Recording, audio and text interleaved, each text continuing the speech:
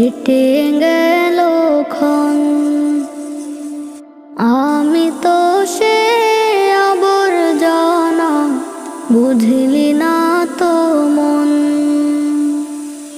এই দুনিয়া ছাড়তে হবে, সময় যে খুব কম। না জানি ভাই কার যে কখন ফুরিয়ে যায় রে দম। এই দুনিয়া ছাড়তে হবে, সময় যে খুব কম। না জানি ভাই কার যে কখন ফুরিয়ে যায় রে দম। কেন তবে মরার কথা